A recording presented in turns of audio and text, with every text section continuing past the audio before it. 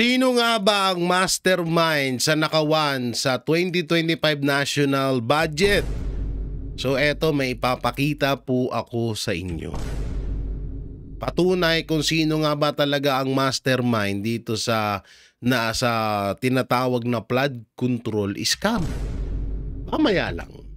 Ang katipan ng ilong ko eh. Mamaya ipapakita ko sa inyo. Yung sinasabi nilang mastermind dito sa issue ng flood control. At eto nga, Senator Amy Marcos binakbakan si Martin Romualdez at ang ICI at tinawag itong scripted. Pagpapatawag daw kay Congressman kay Martin Romualdez ay isa lamang pong scripted. Grabe talaga. So bago tayo mapunta doon, eto nga, may papasilip ako sa inyong video.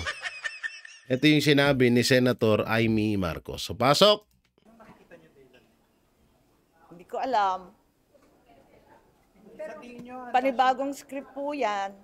Sa tingin nyo, handa siya mag-tell all din, ma'am, sa ICI? Or panibagong ano na naman sa eskwela? Parang Korean telenovela. Bagong plot twist. Wag muna tayong lumundag.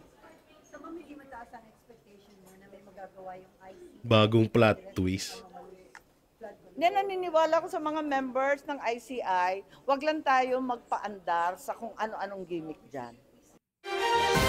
Yan ha. So, panibagong plot twist daw ito. So, ito pa yung isa sa mga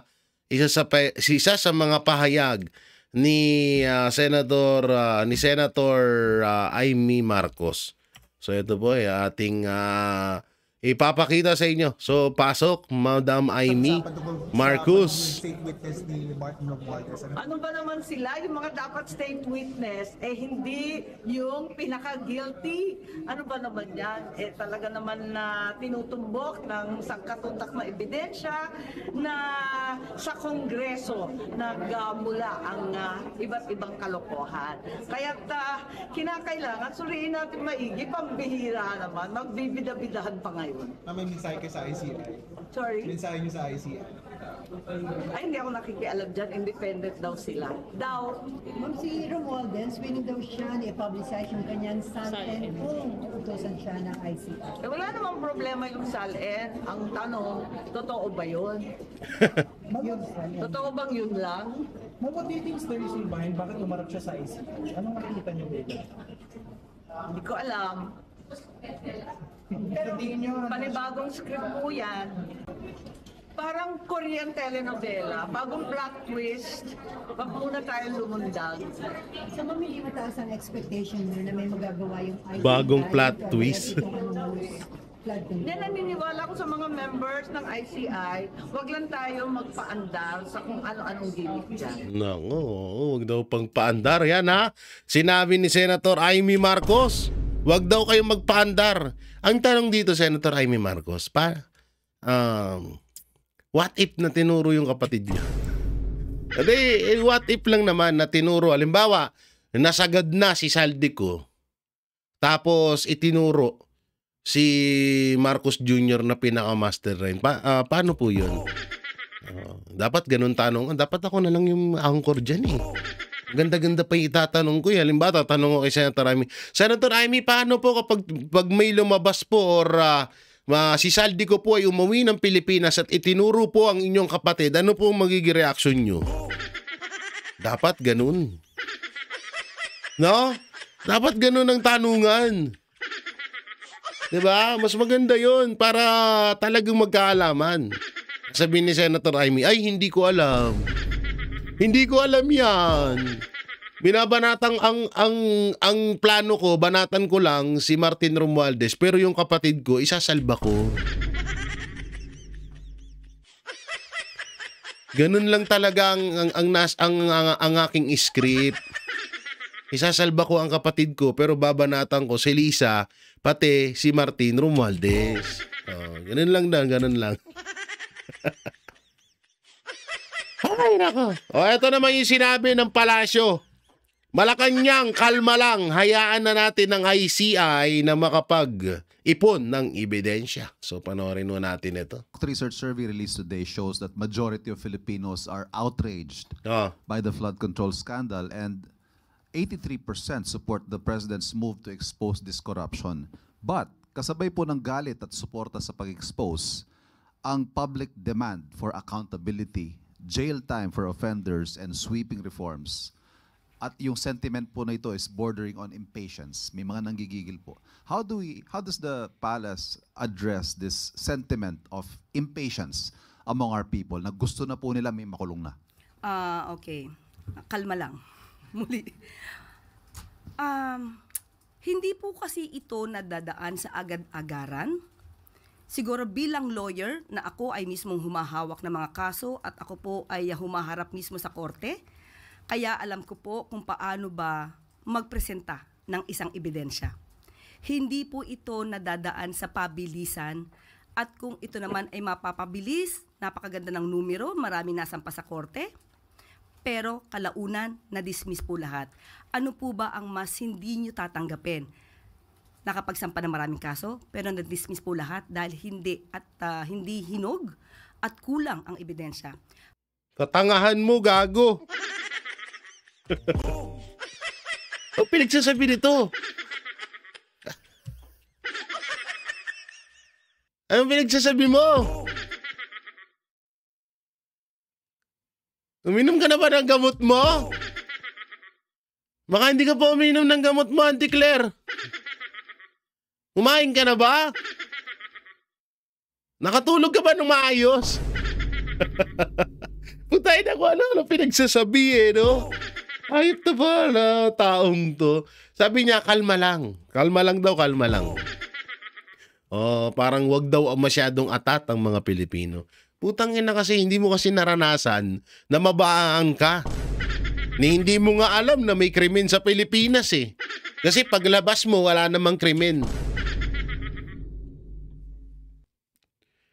Ito yung tao na takot sa TV. Ito yung tao na walang cellphone.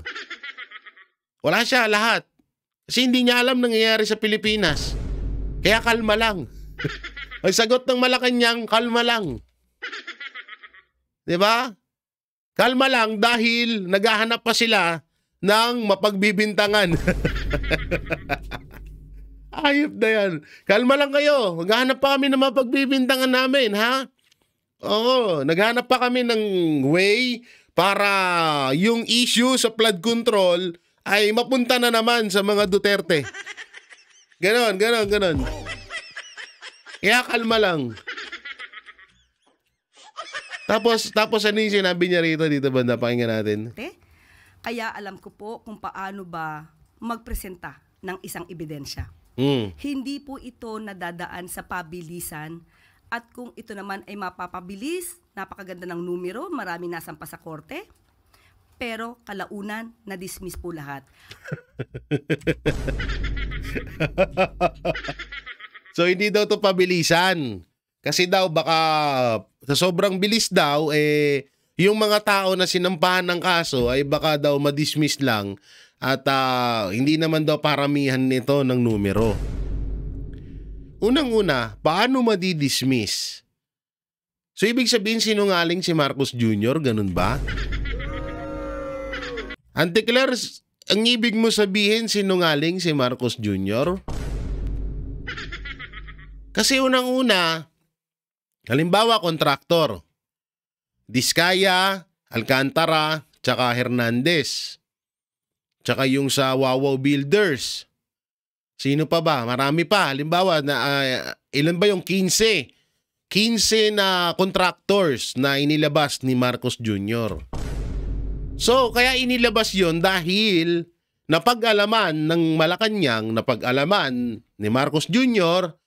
na etong mga contractor na to, na etong mga company na to, ay involved sa flood control scam.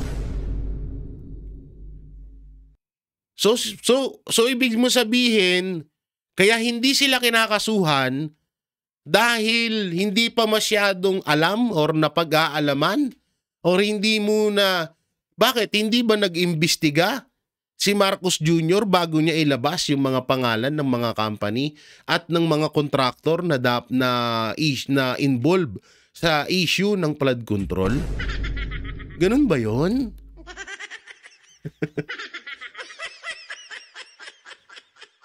At eto pa, ha? Huwag mong pagtakpan si Saldico at Martin Romualdez, sira ulo ka. Obvious na Romualdez at Saldico ang mastermind sa nakawan sa flood control. Isama nyo na dyan si Bunuan na dating secretary ng DPWH na hindi na rin natin ngayon nakikita. Hindi natin alam, nasa na ba yun? Nasa Pilipinas pa ba? Ikaw, palaka? O nasa ibang bansa ka na rin kasama ni Martin Romualdez? No, hindi natin alam eh. Hindi natin alam kung nasan na si Secretary Bunuan. Kasi dito sa panayam ni Auntie Claire, parang pinapalabas mo na inilabas ni Marcos Jr. yung pangalan ng mga company. Hinanap at inilabas yung mga pangalan ng mga kontraktor nang hindi pa pala masyadong nag-iimbestiga si Marcos Jr. Kasi sabi mo, hindi basta-basta na magsasampa ng kaso. Paano hindi basta-basta? Mismong Pangulo na ng Pilipinas ang naglabas na involve yung mga kontraktor sa issue ng flood control. Tapos sasabihin mo sa amin, kalma lang. Kalma lang. Kalma lang kasi busy pa. Kalma lang kasi iimbestigahan pa. Tangina, useless pala yung ginawa ni Marcos Jr. Inilabas niya nang hindi niya iniimbestigahan. So ibig sabihin, ang nangyayari dito, wala pa palang kasiguraduhan na hawak na ebidensya si Marcos Jr. dito sa mga kontraktor na to. Ganun ba yon? Kalma lang. O, tuloy pa natin. Ano po ba ang mas hindi nyo tatanggapin? Nakapagsampa ng maraming kaso, pero na-dismiss po lahat dahil hindi hinog at kulang ang ebidensya. Hayaan po natin ang ICI na bumuo ng kanilang investigasyon. Putang ina, hayaan na ICI. Tapos ang state witness si Martin Romualdez. Si Martin Romualdez nga yung tinuturo ng mga kontraktor eh. Di ibig sabihin, useless din yon. Oh, gag. Kainom nga ng kape na. Para kabahan ako sa'yo. Ang pait! Sobra naman kape nitong tinimpla ni John Lee. Ilang kutsarang kape to, John Lee? 3? At kumpletuhin ang dokumento. Ang pangako naman po nila, after a week, or rather week 4, ay makakapagsampa na sila ng mga kaso or makakapagrekomenda ng pagsampa ng kaso. Hayaan po lang natin silang ipon ng mga dokumento at ng mga ebidensya para po mas matibay ang mga kasong isasampa. So yun lamang po sa taong bayan, wag po kayong mainip dahil sinimula na po ito. Kung sabi nga natin, kung hindi ito sinimula ng Pangulo, sino ang magsisimula? Kung hindi ang Pangulo ang nagsimula nitong pag-iimbestiga, sino pa kaya ang pwedeng mag-imbestiga? Tantado ka, malamang siya. Siya yung Pangulo eh. Alangan naman si BP Sara magsimula niyan. Alangan naman alangan naman ikaw. Alangan naman na ako. Diba? Siya yung nagyabang ng flood control. Paalala, Auntie Claire. Siya ang nagyabang ng flood control na meron tayo 5,500 na flood control. At yung iba, ginagawa pa. At saan sinabi yun? Sa SONA. Ano ba ang SONA? Napakahalaga ng SONA sa talumpati. At diyan yung talumpati na yan sa SONA ay napakahalaga sa mga Pilipino dahil yan ang maituturing na achievement at maaari pang gawin ng administrasyong Marcos. Tana, puro ka pa under eh. Magdebate kaya tayong dalawa, no? Debate kaya kami ni Auntie Claire. Tambay versus Attorney Boplak. Attorney Boplak. Tayo na, sino mag-iimbestiga niyan? Parang utang na loob pa namin kay Marcos Jr. na inimbestigahan niya yung flood control. Samantalang siya yung presidente. Natural na gagawin niya. Kaya nga siya naging presidente para mawala yung mga korupsyon, yung mga korap diyan Talagang nag-iisip. Kaya lagi kang Kaya lagi ka nasusupalpal Hindi ka nag-iisip. Pag-isipan mo yung sinasabi mo. So, nasimula na po ito. Oh. Hintayin na lang po natin ang magandang magiging trabaho ng ICI para po mas maganda din ang kalabasan at magiging resulta nito. Okay. Ma'am, kaugnay doon sa tinanong kanina ni Christian about the Pulse Asia survey naman, it's also good to point out na 4 po yung issues na medyo critical ang ating mga kababayan. Namely, reducing poverty, fighting widespread sale and use of illegal drugs, controlling inflation, at panguli nga po at pinakamalaking bilang yung paglaban sa graft and corruption. Having realized all of this, is the Paglaban sa graft and corruption, tapos mismong boss ni Auntie Claire yung isa dun. Wala din. administration going to make a commitment to do more faster? Ano ho kaya ang pwedeng commitment na ibigay ng pamahalaan para i-address ang sentimentong ito? Muli, sinimula na po ng Pangulo. Ang commitment po ng Pangulo, panagutin ang dapat na managot. Ito na po siguro ang Panagutin ang dapat na managot. Yung tinuturo ng mastermind sa korupsyon, ginawa niyong state witness. Paano panagutin ang dapat na managot?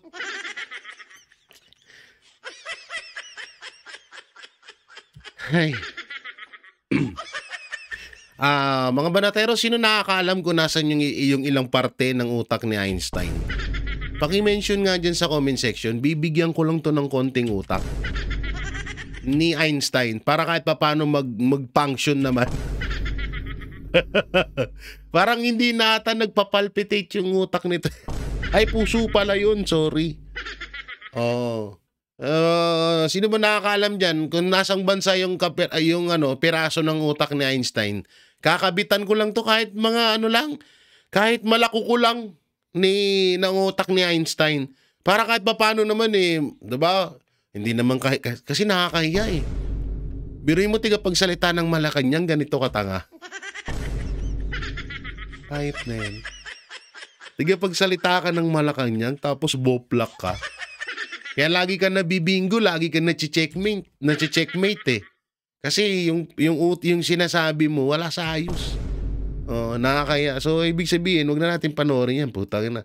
Papanoorin pa natin yan. Dito tayo kay Atty. Vic Rodriguez. Na investigador, nag-imbestiga nga. Anong ginawa? Siniraan si Mayor Benji Magalong. 'Di ba? Kaya lang wisdom niya 'yon kung bakit siya sumali pa ron. Pero simulang-simula pa kanya-kanyang pananaw. I respect his wisdom, I respect his judgment. Kung bakit niya tinanggap, siguro na-challenge din siya. And baka sakaling gusto niya talaga mag-imbestiga ng totoo. Ayan na nga, nung natutumbok na at papunta na diyan sa tarangkahan ng Malacanang, napag-initan na at sinabing wala naman siyang kapangyarihang mag-imbestiga. Advisor lang naman daw siya. Anyway, napaliwanag na ho yan ni Mayor Benji Magalong. So meron pong nakabinbin pang isa. Ito po ay sinabi rin ni Chavit Singson. Kaya nga dapat ang ipatawag din sa Senado, itong si Senador Erwin Tulfo, dapat ipatawag nito si Governor Chavit Singson. At muling ipabasa kay Ginoong Diskaya yung paragraph 30. Since hindi pa po niya nababasa, ipakita ko na lang, screenshot ko po sa inyo. Dahil may relasyon po ito doon sa susunod nating ipapakita sa inyo na mga kontratista diyan po sa Region 1, specifically sa Ilocos Norte. May nagpadala po sa akin, kanina lamang, yung listahan. Kalalaki po nito Lahat po ito ay sa Ilocos Norte. At katangi-tangi na ang kontratista po rito ay yung St. Matthew General Contractor and Development Corporation, familiar. St. Timothy Construction Corporation, familiar. Alpha and Omega General Contractor and Development Corporation. Medyo mahaba po, pero ito na lang muna tingnan ninyo. Napakakalaking halaga po nito Kagaya niyan, patatawag ba ng ICI yung regional director ng DPWH Region 1?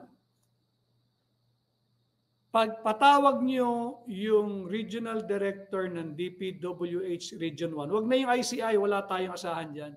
Yung Senate Blue Ribbon, patawag nyo yung regional director ng DPWH Region 1 na ang pangalan ay yung pinakita kong picture sa inyo kanina sa paragraph 3. Ang pangalan po niya ay si R.D. Ronel Tan. Yung Ronel Tan, ipatawag ninyo yung may-ari, nandyan naman na, yung may-ari ng construction company na Alpha and Omega, yung Diskaya Couple, yung St. Timothy Construction Corporation, yung St. Matthew General Contractor and Development Corporation, at ipatawag nyo rin si dating Governor Chavit Singson. Di ba? Para mabuo natin yung investigation. Ipatawag din, meron pa ang dami ho nito, kalalaki. Ito pa ho yung isang batch.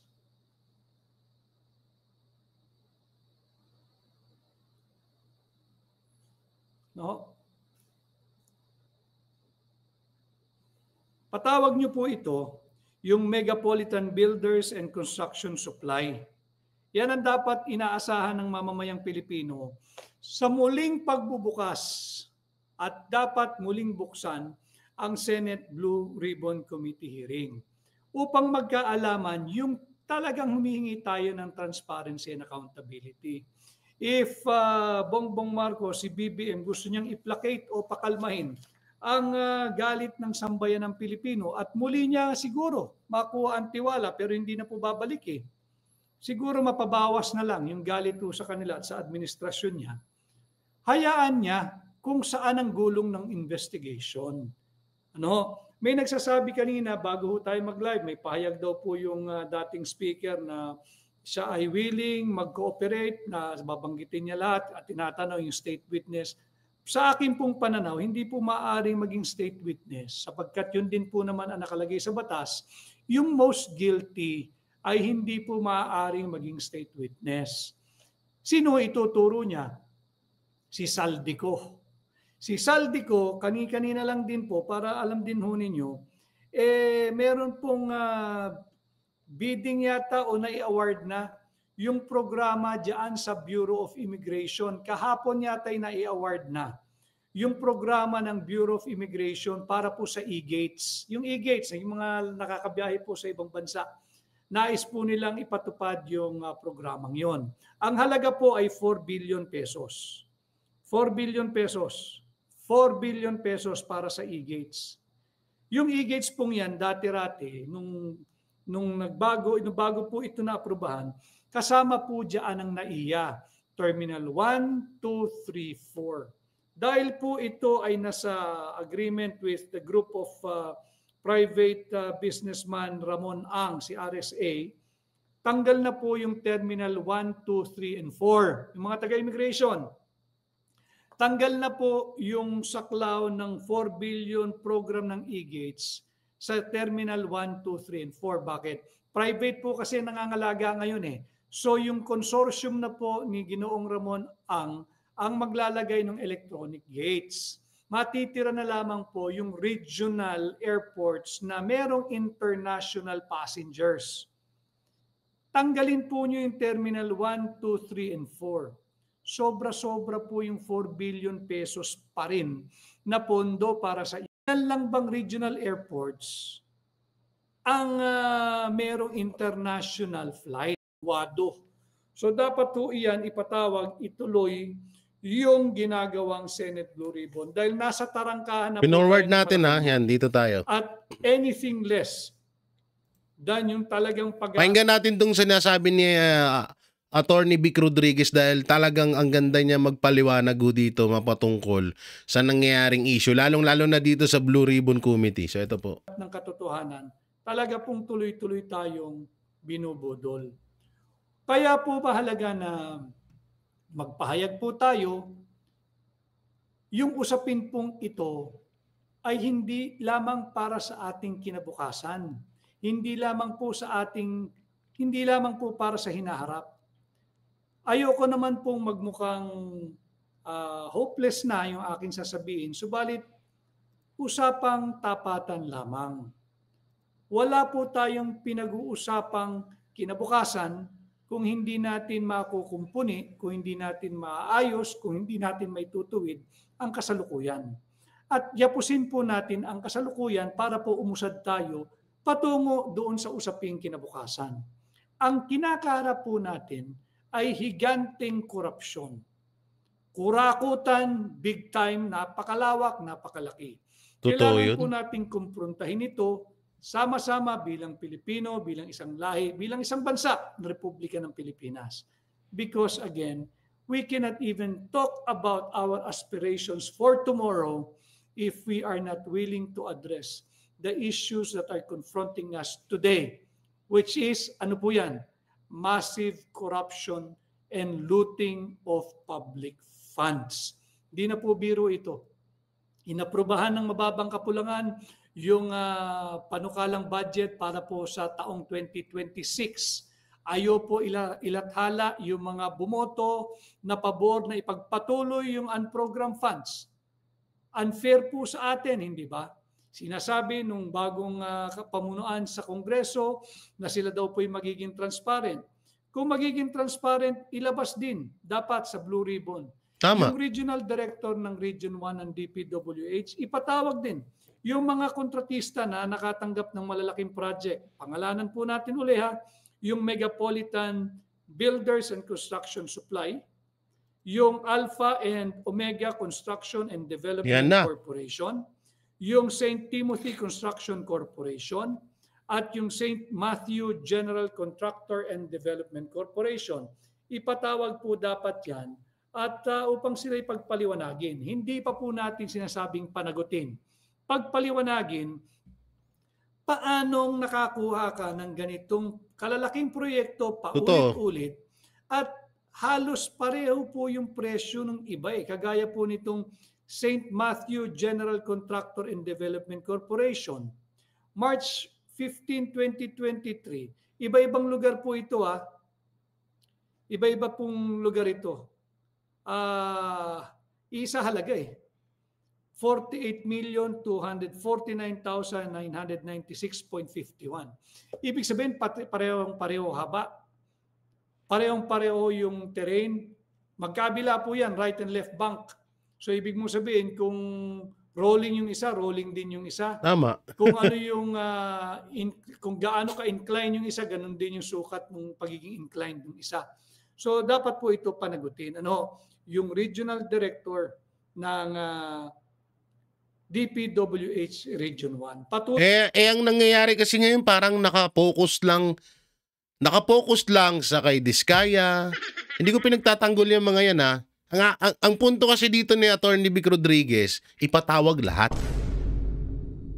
Nangyayari, Alcantara, Hernandez, Diskaya, tsaka yung sa Wawa Builders na contractor, doon lang umiikot Pero yung company ni Martin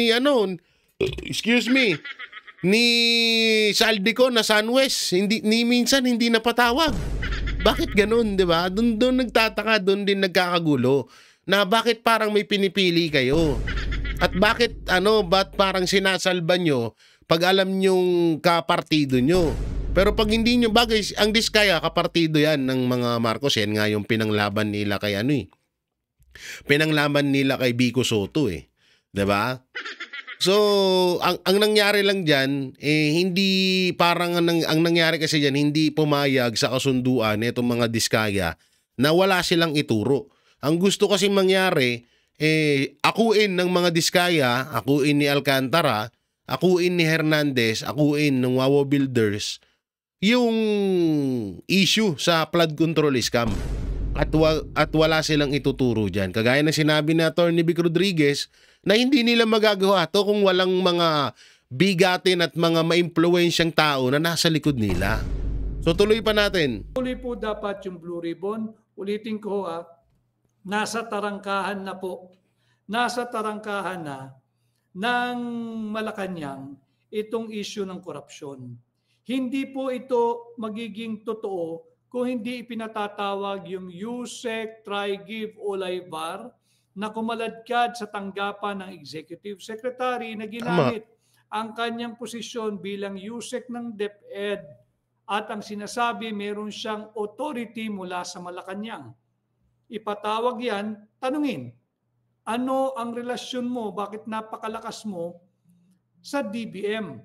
Kung magkano yung hinirit mong pondo, 2.85 billion, ay siya namang agad-agad na naaprubahan at agad-agad din na-release.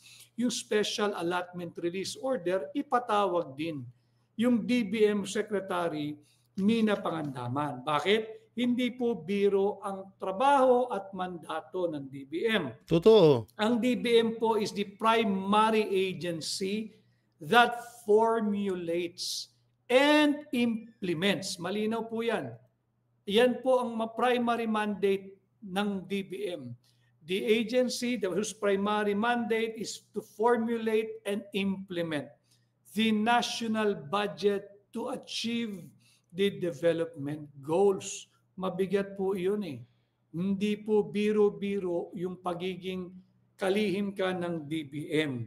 Panagutin din sila, bakit yung GAA ng 2025 ay higit na mas malaki doon sa NEP, yung National Expenditure Program na ipinanukala ng tanggapan ng Pangulo, yung tanggapan ni BBM.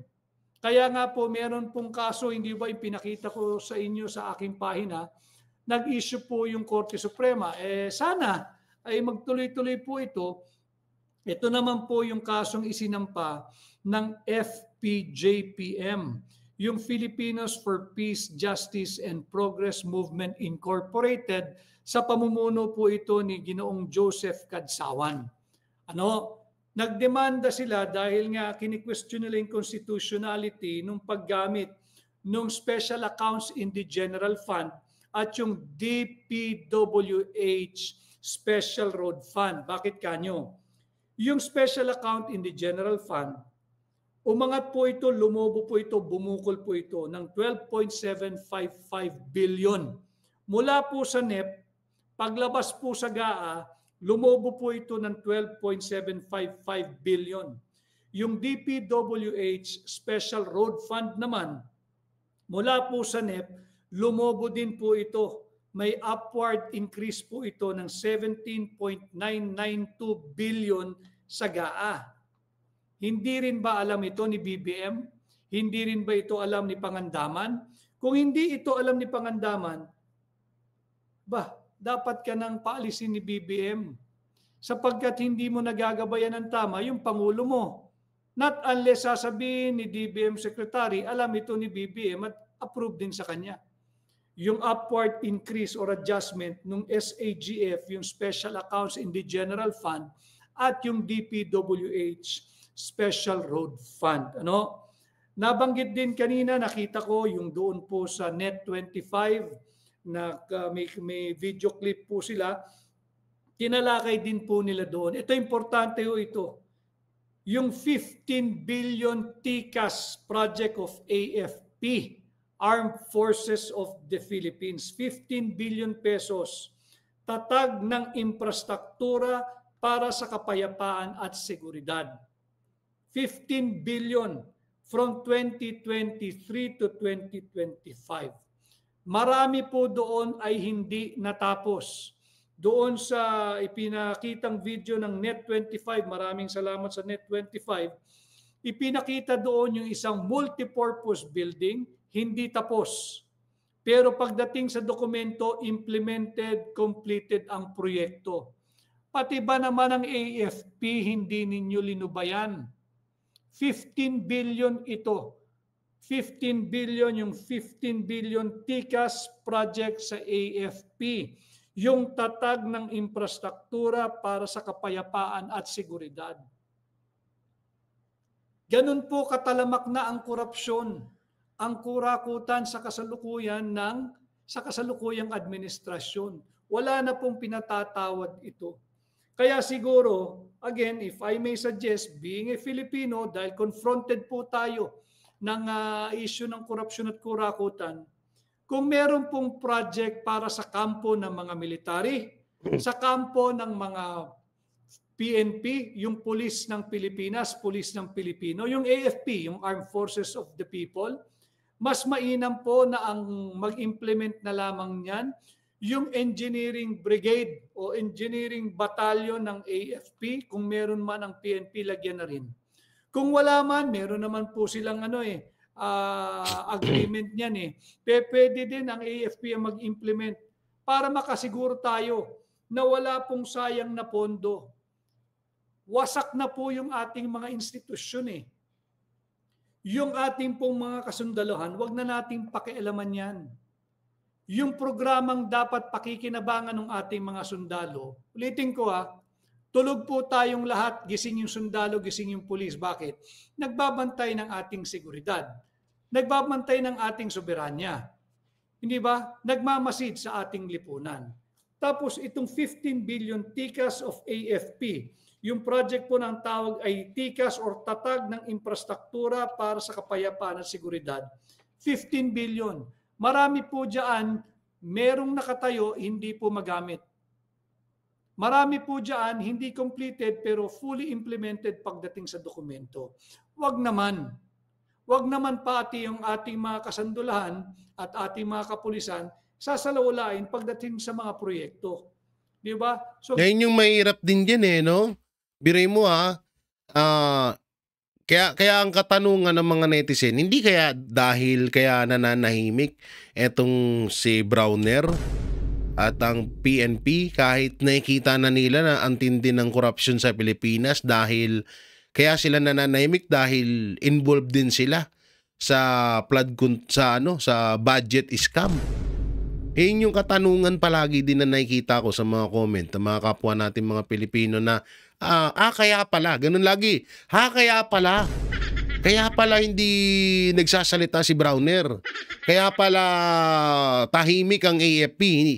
Tahimik ang pinaka-leader ng AFP sa nangyayaring korupsyon.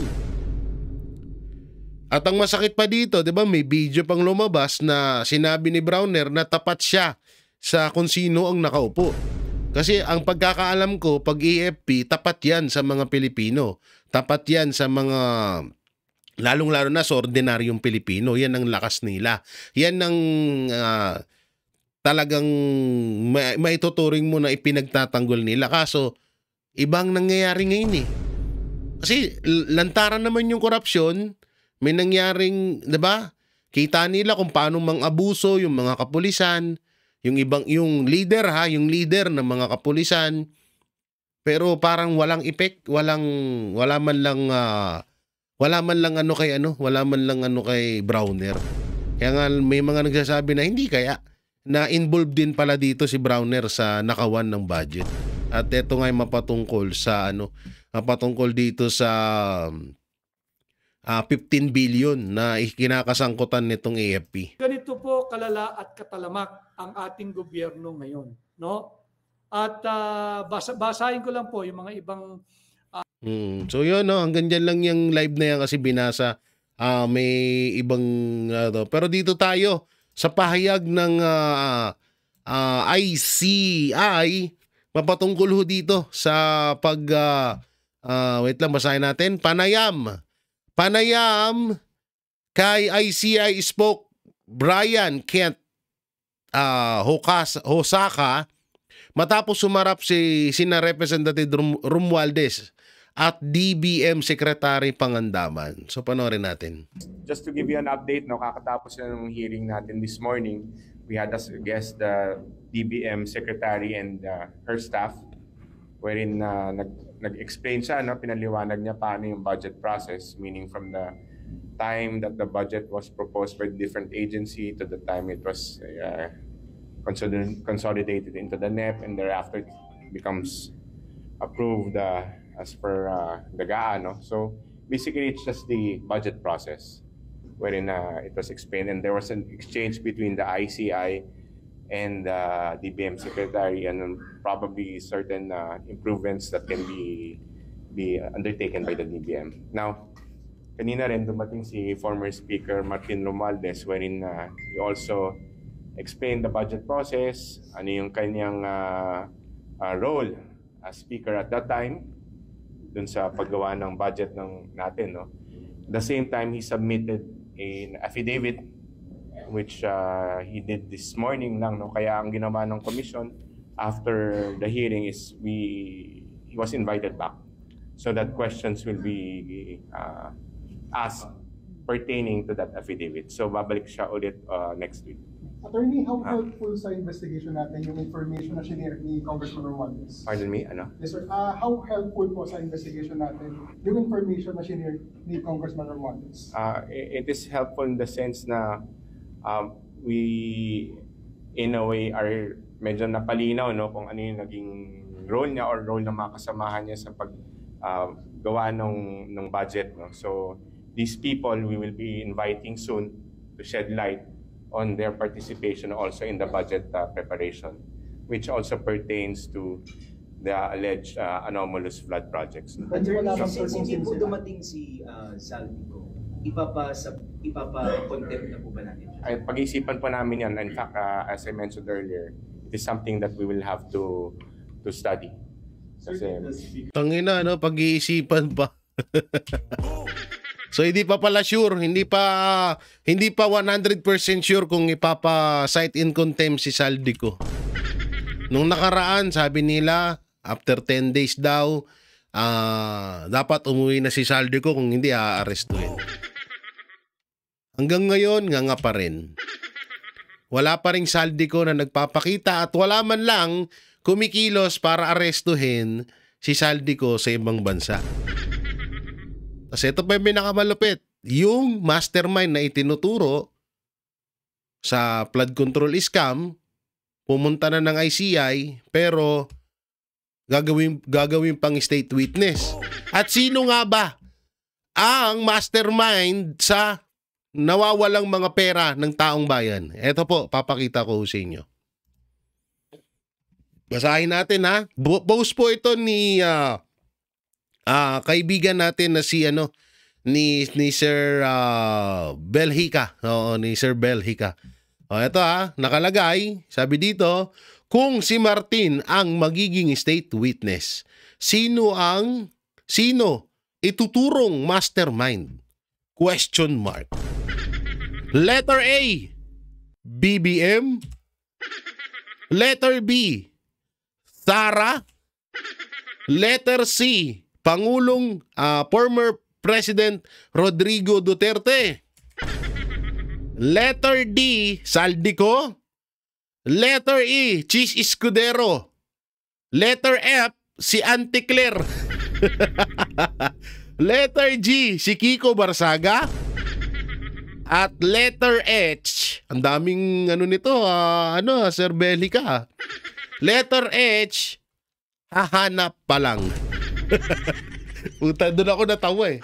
Sa hahanap pa lang kung sino ang Dito to, alam nyo, nakakatawa lang tong basahin, pero napakaganda po ng punto nito. At ito ay ang ganda ng katanungan dito. Sino nga ba talaga ang mananagot? Si BP Sara ba? Si Martin Romualdez? Si Marcos Jr. ba? Si Saldico ba? Si Auntie Claire ba? Si Kiko Barsaga ba? Si Chis Escudero ba? O ang mag-amang Duterte na si BP Sara at si Pangulong Duterte? Masamang masamang pangitain ito. Masamang pangitain to. Oo nga, no? Kasi gagawing state witness si Martin Romualdez. So, baka ituturo niya si BBM. O baka si Chis Escudero. Naku po, mahirap to. So yan mga barateros, mga kabiyaya, anong maikukomento nyo pong opinion mapatungkol dito? Kung sino nga ba talaga ang mastermind ng flood control scam? Sino nga ba? Ayon dun sa mga nabanggit, eto pagpipilian nyo lang, BBM, BP Sara, Pangulong Duterte, Saldico, Chis Escudero, Auntie Claire na bobo, Kiko Barsaga at maghahanap pa ay comment nyo lang po dyan ang inyong kasagutan. At syempre, wag nyo na rin kalimutan na i-like and share ang ating video. Paikalat po sa iba pa nating mga kababayan sa inyong mga social media platform.